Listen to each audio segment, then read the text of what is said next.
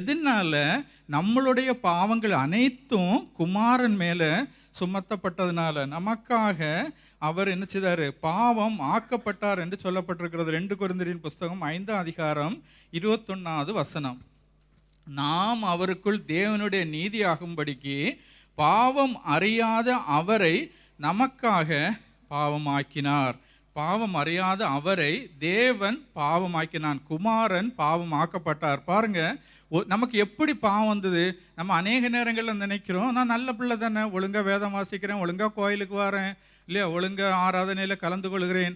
ஆனாலும் சில நேரங்களில் எனக்கு பாவ சிந்தனை வருகிறதே இல்லையா, நான் பாவம் செய்யக்கூடாது. அந்த ரோமர் 7ஆம் அதிகாரத்தில் பவுல் அதை மிகவும் அழகாக சொல்ல கொண்டு பண்ணியிருக்கிறார்.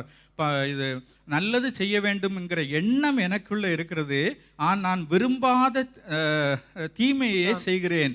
அப்படி நான் செய்வதனால நான் அல்ல, எனக்குள் இருக்கிற பாவமே அப்படி என்னை செய்ய தூண்டுகிறது. நம்ம யாரும் தீமை செய்ய வேண்டும் அல்லது பாவம் செய்ய வேண்டும் என்று யாராவது விரும்புகிறோமா? இல்லை. ஆனாலும் நம்ம பாவம் செய்கிறோம், நம்ம தீமை செய்கிறோம். காரணம் என்ன? நமக்குள் இருக்கிற பாவமே அப்படி நம்ம செய்ய தூண்டுகிறது. இந்த பாவம் நமக்குள் எப்படி வந்தது?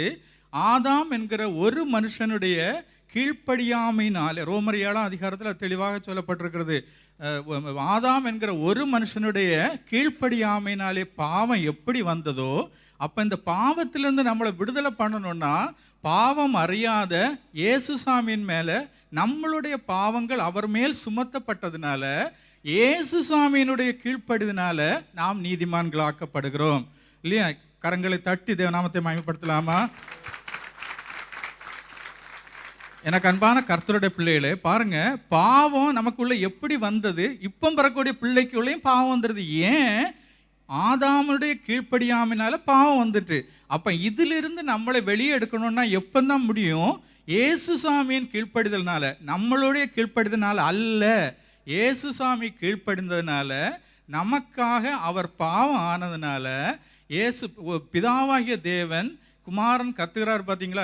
ஏலி ஏலி லாமா சபத்தானி, என் தேவனே என் தேவனே ஏன் என்னை கைவிட்டீர்னு சொல்லும்போது, பிதாவாகிய தேவன் இல்லையா, அவருடைய கிருபையின் ஐஸ்வர்யத்தின்படியே இவருக்குள் பாவ மன்னிப்பாகிய மீட்பு நமக்கு உண்டாயிருக்கிறது இல்லையா? பிதாவின் கிருபையின் ஐஸ்வர்யத்தின்படியே குமாரனாகிய இயேசுவுக்குள் பாவ மன்னிப்பாகிய மீட்பு நமக்கு உண்டாயிருக்கிறது இல்லையா? குமாரன் தன்னை ஒப்பு கொடுத்ததுனால பிதாவாகிய தேவன் ஒரு நிமிடம் அந்த 3 மணி நேரம் குமாரனை கைவிட்டதுனால நாம என்ன செய்கிறார்? பிதாவாகிய தேவன் நமது கரங்களை பற்றி கொள்கிறார். யாரெல்லாம் அந்த வார்த்தை விசுவாசித்து ஏற்றுக்கொள்கிறாங்களோ அவர்களை தேவன் ஏற்றுக்கொள்கிறார் இல்லையா? அவருடைய கிருபையின் ஐஸ்வர்யத்தின்படியே இவருடைய இரத்தத்தினாலே, குமாரன் சிலுவையில் சிந்தின இரத்தத்தினாலே பாவ மன்னிப்பாகிய மீட்பு நமக்கு உண்டாயிருக்கிறது. இப்படி குமாரன் என்ன செய்து விட்டார்? அந்த ஆசீர்வாதத்தை சம்பாதித்து வைத்து விட்டார். அதை சுதந்திரிக்க வேண்டியது நமது கடமை இல்லையா? இப்போது நம்ம அந்த விட்டுட்டு வந்த பீனட் பட்டருடைய கதைக்கு வருவோம். அங்கே பாருங்க, அவன் என்ன சொன்னான்? அந்த ரிச் மேன் என்ன சொன்னான்? நம்ம 2 பேரும் என்ன செய்வோம்? ஒரு பிஸ்னஸை உண்டாக்குவோம். இவனுடைய மனசு இப்போ துள்ளி எழும்பிட்டான். இவ்வளோ நாளும் இவன் தான் என்ன நினச்சிட்டு இருந்தான்? நான் தான் சேர்மேன், நான் தான் வைஸ் சேர்மேன், நான் தான் ட்ரெஷரர், நான் தான் செக்ரட்டரி. இப்போ என்ன செய்தான்? அந்த ரிச் மேன், அந்த பணக்காரன் என்ன சொல்கிறான்? என்கிட்ட கேபிட்டல் இருக்குது, நீ என்ன செய், நம்ம 2 பேரும் ஜாயின் பண்ணுவோம், அப்போ ஒரு நல்ல ஒரு டீல் உண்டாக்கலாம், நம்ம 2 பேரும் இணைந்து பெரிய காரியங்களை அநேகருக்கு ஆசீர்வாதமாக செய்யலான்னு சொல்லுது. அப்போ திடீர்னு இந்த இவனுக்கு மனசில் ஒரு எண்ணம் தோணுச்சு. என்ன எண்ணம் தோணுச்சு? இப்போ இவனோட நம்ம எக்ரிமெண்ட் பண்ணிட்டா இவ்வளோ நாளும் யார் ராஜா? நான் தான் ராஜா. இப்போ இவன் கேபிட்டலை அவன் போடுறான். அவன் இப்போ என்ன செய்து? அவனுக்கு கூட எக்ரிமெண்ட் பண்ணியாச்சுன்னா அவன் என்ன கேட்பான்? என்ன சேர்மேன் ஆக்குன்னு சொல்லி அவன் கேட்பான்.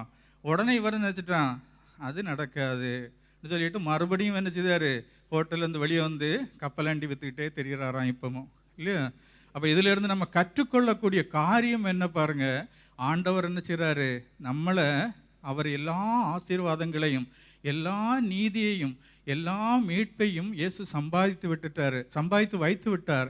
நம்மகிட்ட கரங்களை நீட்டுகிறார். நம்ம என்ன செய்தோம்? ஏசப்பா, என்னை கரங்களை உமது சமூகத்தில் தருகிறேன், என்னை ஏற்றுக்கொள்ளுங்கன்னு சொல்லும்போது பாருங்க, அந்த 2 கள்ளர்கள், துரை சொன்ன மாதிரி 2 கள்ளர்களில் ஒரு கள்ளன் என்ன செய்தான்? ஏற்றுக்கொள்ளாமலே போயிட்டான். இன்னொரு கள்ளன் நினச்சிதான், நான் பாவி என்று ஒத்துக்கொண்டான்.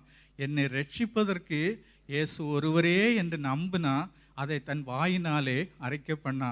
நீதி உண்டாக இருதயத்திலே விசுவாசிக்கப்படும், ரட்சிப்புண்டாக வாயினாலே அறிக்கை பண்ணப்படும். அப்போ நம்ம கற்றுக்கொண்ட இந்த 3 காரியத்திலையும், இந்த 2 வசனங்கள்ல இருந்தும் கற்றுக்கொள்ளக்கூடிய 3 காரியங்களை உங்கள் மத்தியில் சொல்லி நான் அந்த காரியத்தை முடிக்கிறேன்.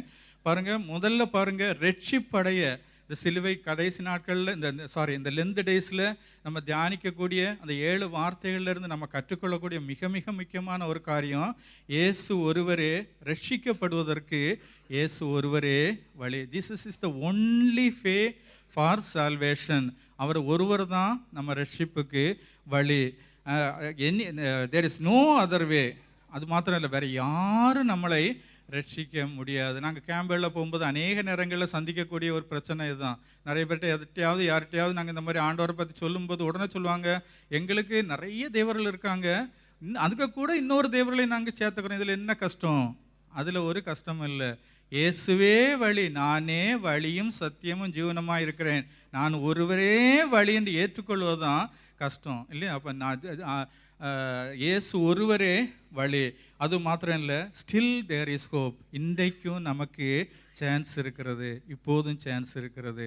இயேசு ஒருவரே வழி. நம்மளை ஒப்பு கொடுக்கும்போது அப்படியே தேவ சமூகத்தில் ஒப்பு கொடுப்போம்.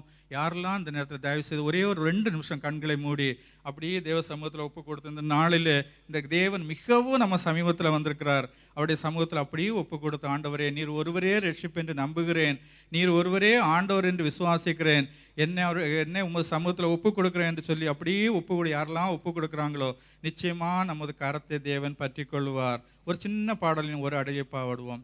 என்னை நேசிக்கின்றாயா, என்னை நேசிக்கின்றாயா, கல்வாரி காட்சியை கண்ட பின்னும் நேசியாமல் இருப்பாயா, கல்வாரி காட்சியை கண்ட பின்னும் நேசியாமல் இருப்பாயா, பாவத்தின் அகோரத்தை பார், பாதகத்தின் முடிவினை பார், பாவத்தின் அகோரத்தை பார், பாதகத்தின் முடிவினை பார், பரிகாரம்